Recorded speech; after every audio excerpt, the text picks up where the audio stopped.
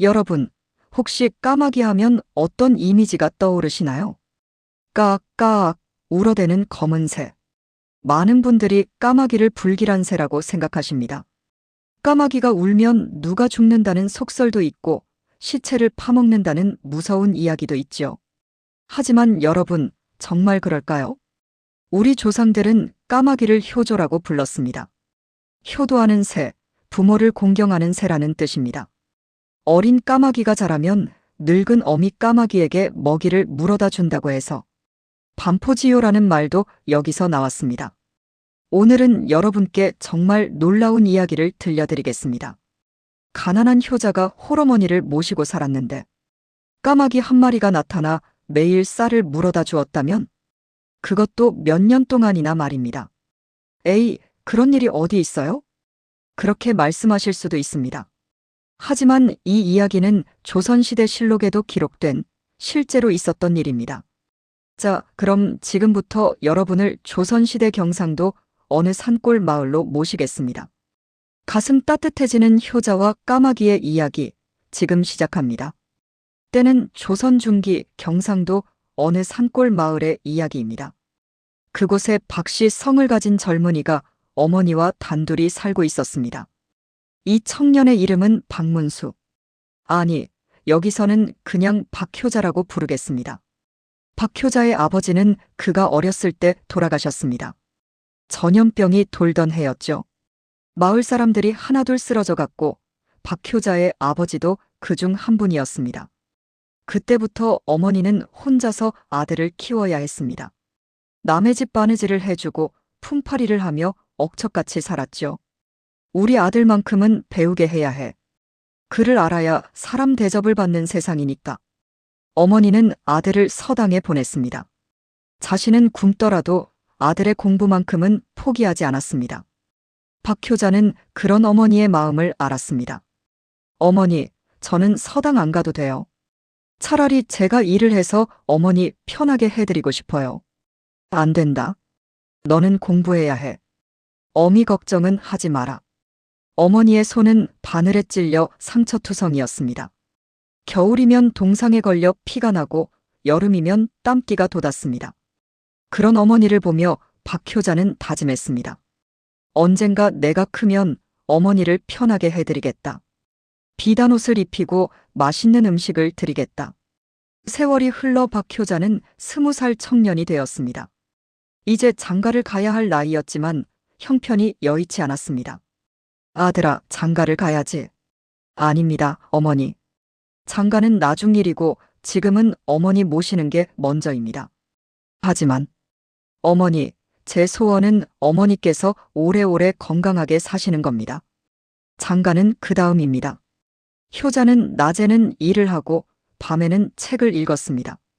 언젠가 과거 시험을 봐서 벼슬을 하고 어머니를 편하게 모시고 싶었습니다.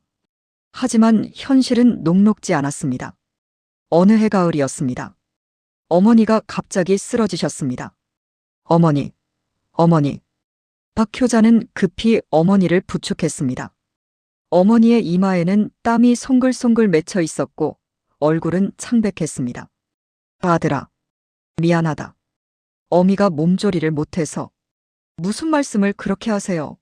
제가 당장 의원을 모셔오겠습니다. 박효자는 마을 의원을 급히 모셔왔습니다. 의원은 어머니의 맥을 짚어보더니 고개를 저었습니다. 오랜 과로로 기력이 많이 떨어지셨소. 게다가 영양 부족까지 겹쳤으니 당분간은 절대 안정이 필요하고 무엇보다 보양식을 드셔야 하오. 보양식이요? 그렇소. 삼계탕이나 육개장 같은 것 말이오.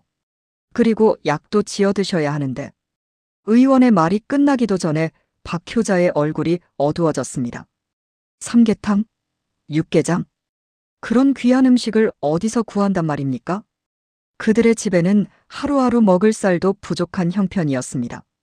진맥 비용은? 냈습니다. 돈은 나중에 드리겠습니다. 의원은 안타까운 눈으로 박효자를 바라보았습니다. 자네 효성이 지극한 것은 온 마을이 다 아네. 하지만 효도도 돈이 있어야 하는 법이야. 어찌든 빨리 보양식을 구하도록 하게. 의원이 떠난 후 박효자는 어머니 곁에 앉아 눈물을 흘렸습니다. 아들아, 울지 마라. 어미는 괜찮다. 아닙니다, 어머니. 제가 무능해서. 제가 어머니께 제대로 된 음식 한 끼 못 드리는 불효자라서. 무슨 소리냐? 너는 세상에서 가장 효자란다. 어미는 그것만으로도 행복하다. 하지만 어머니의 목소리는 점점 약해져 갔습니다. 박효자는 결심했습니다. 무슨 일이 있어도 어머니를 살려야 한다. 다음 날부터 박효자는 온갖 일을 다 했습니다. 새벽부터 밤늦게까지 품팔이를 하고 남의 밭을 갈아주고 나무를 해다 팔았습니다. 하지만 번 돈은 턱없이 부족했습니다. 겨우 하루 끼니를 때울 정도였죠. 아들아, 그만 쉬어라. 내가 쓰러지면 어쩌려고 그러니. 괜찮습니다, 어머니. 제가 꼭 닭을 구해서 삼계탕을 끓여드릴 겁니다. 하지만 현실은 냉혹했습니다. 닭 한 마리 값이 그들에게는 한 달치 쌀값과 맞먹었습니다. 어느 날 저녁 박효자는 뒷산에 올라가 하늘을 보며 기도했습니다. 하늘이시여, 부디 저희 어머니를 살려주소서. 제 목숨을 가져가셔도 좋으니 어머니만은 살려주소서. 눈물이 주르르 흘러내렸습니다. 그때였습니다. 까, 까. 어둠 속에서 까마귀 한 마리가 나타나 나무에 앉았습니다. 까마귀는 박효자를 물끄러미 바라보았습니다. 달빛에 비친 까마귀의 눈이 유난히 빛났습니다. 까마귀야, 너도 어미가 있지? 너도 내 어미를 사랑하지? 까마귀가 조용히 울었습니다. 그것은 마치 그렇다고 대답하는 것 같았습니다. 박효자는 쓸쓸히 웃으며 일어났습니다. 나도 이제 집에 가봐야겠다. 어머니께서 걱정하실 테니. 다음 날 아침이었습니다. 박효자는 일찍 일어나 어머니께 드릴 미음을 쓰려고 창고문을 열었습니다. 그런데 쌀독 위에 뭔가가 놓여 있었습니다. 자세히 보니 쌀이었습니다. 한 움큼 정도 되는 양의 깨끗한 쌀이 쌀독 위에 놓여 있었습니다. 이게 대체 어디서 온 거지? 박효자는 주위를 둘러보았습니다.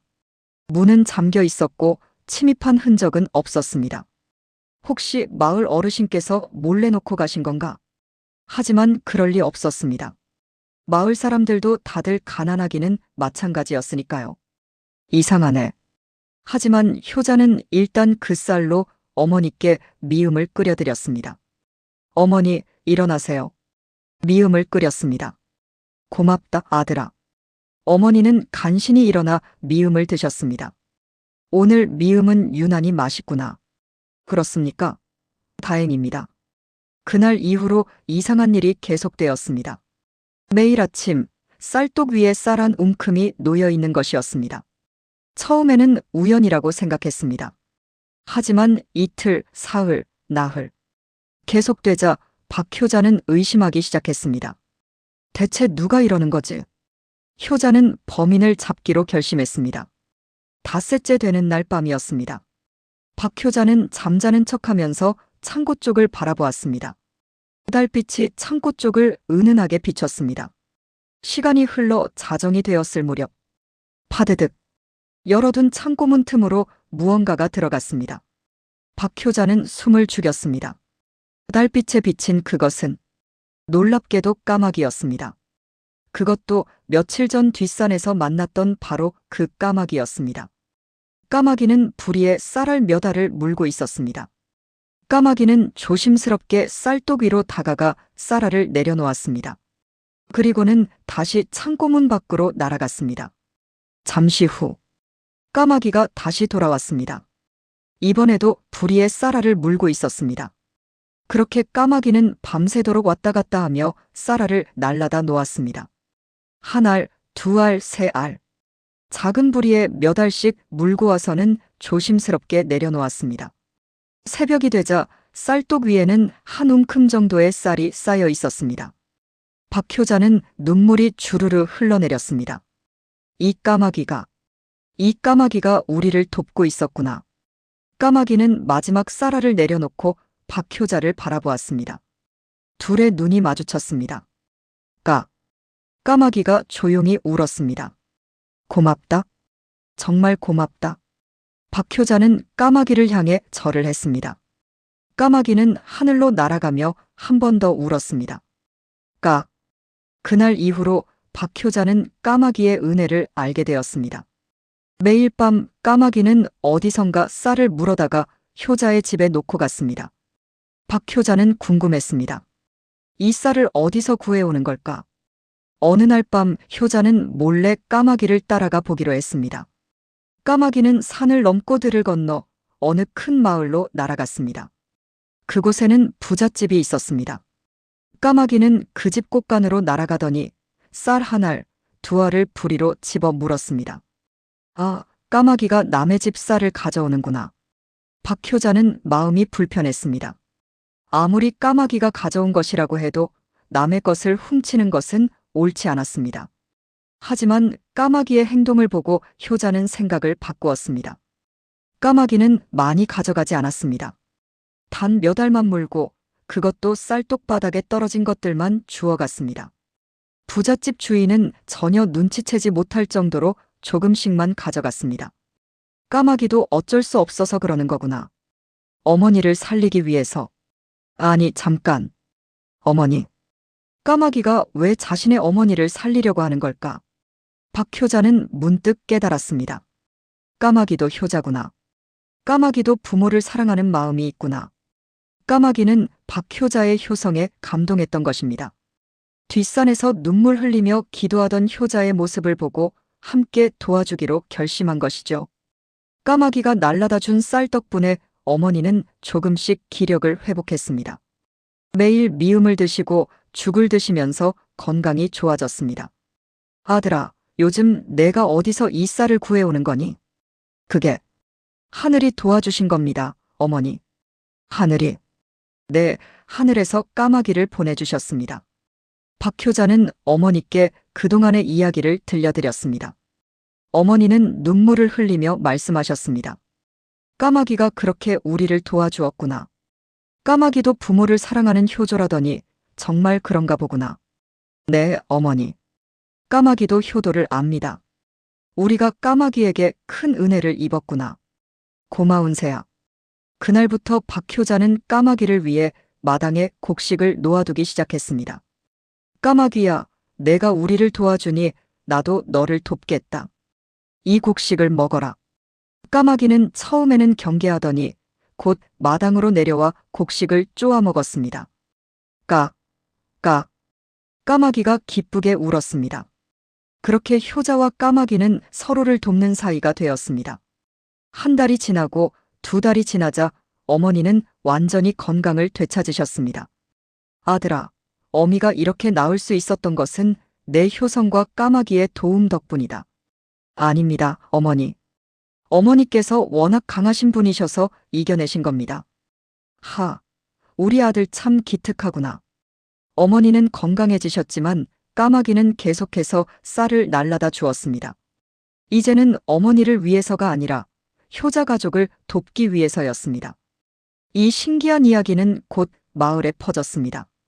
까마귀가 효자의 집에 쌀을 날라다 준대. 그게 무슨 말도 안 되는 소리야. 아니야, 내가 직접 봤어. 까마귀가 부리에 쌀을 물고 박효자 집으로 날아가는 걸. 마을 사람들이 하나둘 박효자의 집을 찾아왔습니다. 박서방, 소문이 사실이요? 네, 그렇습니다. 세상에 까마귀가 사람을 돕다니. 박서방의 효성이 하늘을 감동시킨 게로구만. 사람들은 박효자의 효성에 감탄했습니다. 그리고 까마귀를 신령한 새로 여기기 시작했습니다. 까마귀가 불길한 새라고. 천만에. 까마귀는 효조야. 맞아, 까마귀도 부모를 섬기고 은혜를 갚을 줄 안단 말이지. 마을 사람들은 박효자를 본받기 시작했습니다. 부모님께 더 잘하고 효도에 힘쓰게 되었죠. 심지어 까마귀에게도 곡식을 나눠주기 시작했습니다. 까마귀야, 너도 먹어라. 내가 박효자를 도와준 것처럼 우리도 너를 돕겠다.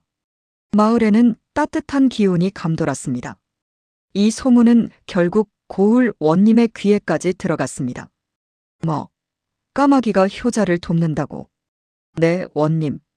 직접 확인하신 사람들이 많습니다. 재미있군. 직접 가서 확인해 보아야겠다. 원님은 박효자의 집을 찾아왔습니다. 내가 소문의 그 효자냐? 예, 원님. 까마귀가 정말 너를 돕는다는 게 사실이냐? 예, 그렇습니다. 원님은 며칠 동안 박효자의 집에 머물며 직접 확인했습니다.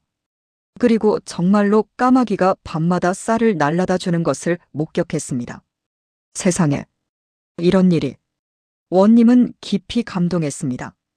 박효자, 내 효성이 금수까지 감동시켰구나. 내가 임금님께 이 사실을 아뢰겠다. 아닙니다, 원님. 저는 그저 당연한 일을 했을 뿐입니다. 아니다. 요즘 세상에 내 같은 효자가 어디 있겠느냐. 내 효성은 반드시 표창되어야 한다. 원님은 조정에 장계를 올렸습니다. 경상도에 지극한 효자가 있사옵니다.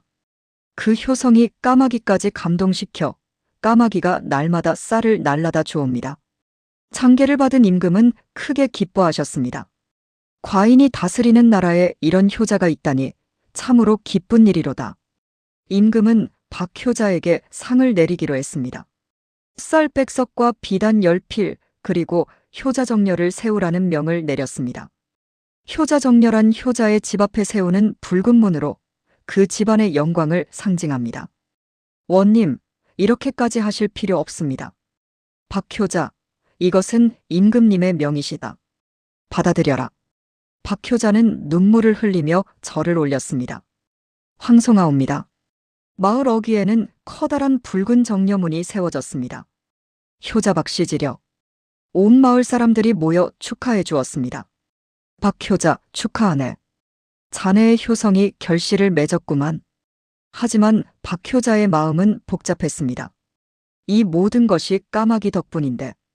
박효자는 까마귀에게 깊이 감사했습니다.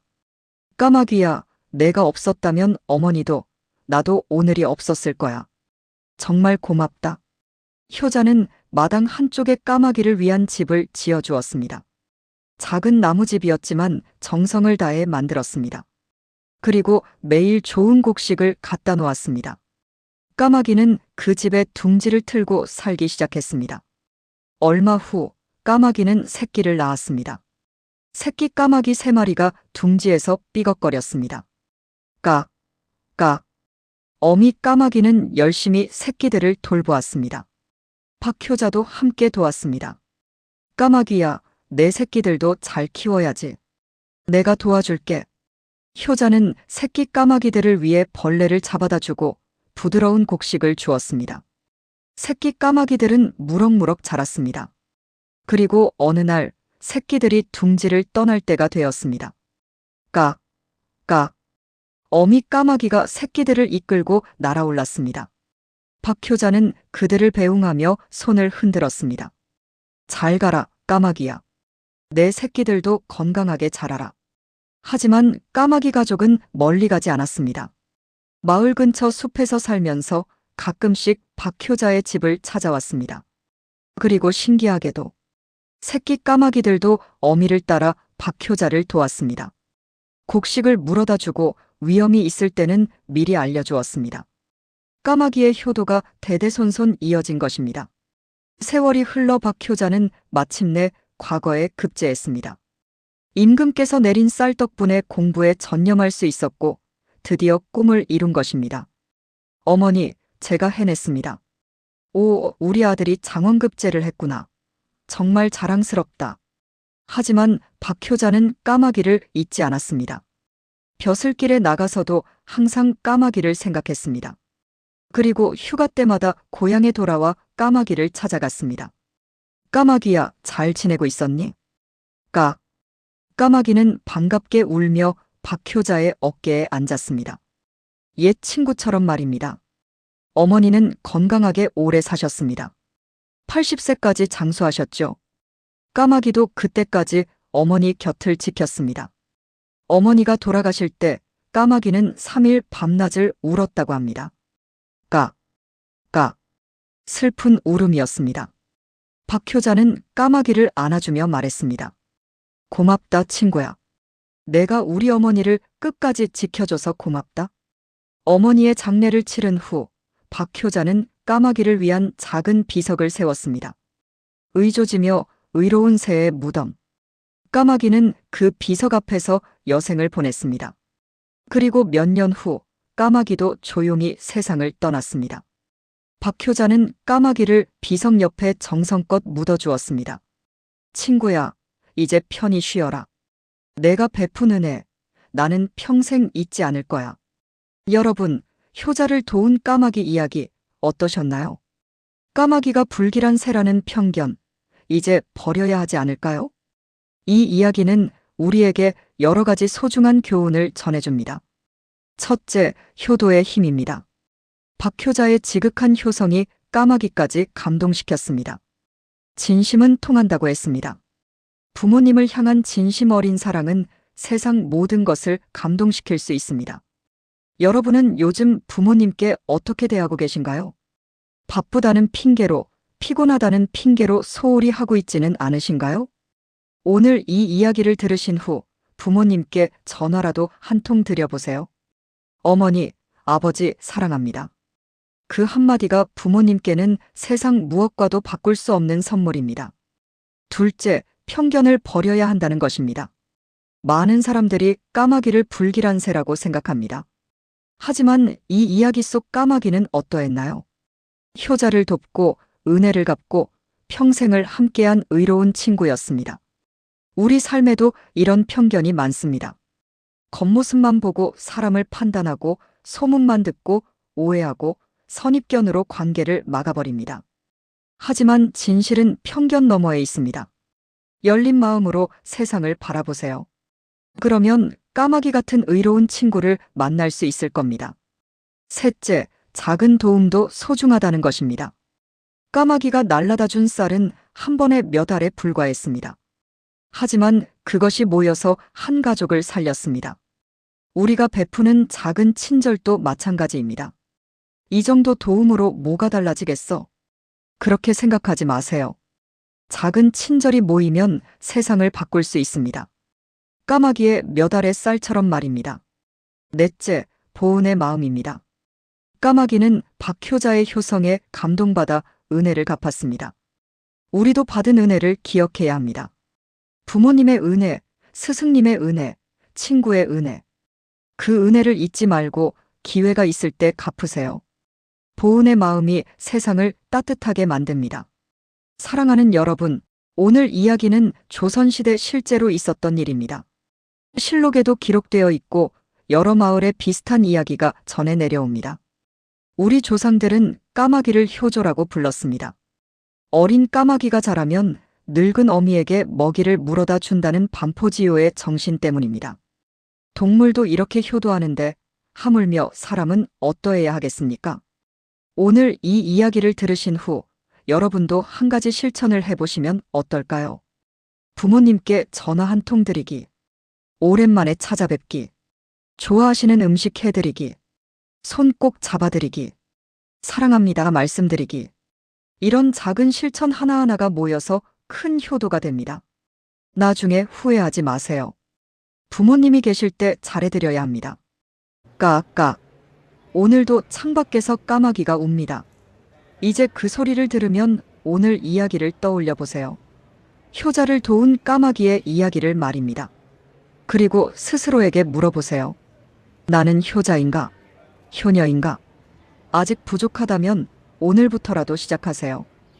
효도는 거창한 것이 아닙니다. 작은 관심, 작은 사랑, 작은 실천입니다.